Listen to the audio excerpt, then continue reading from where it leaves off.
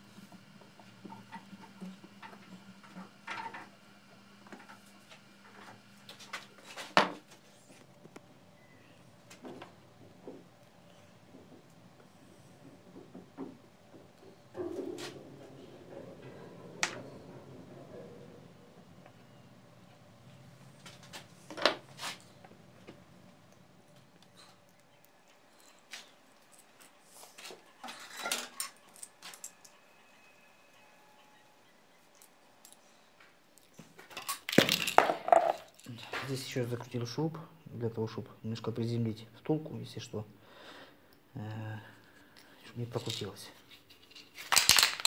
Смазка для цепи идет мотоцикловая.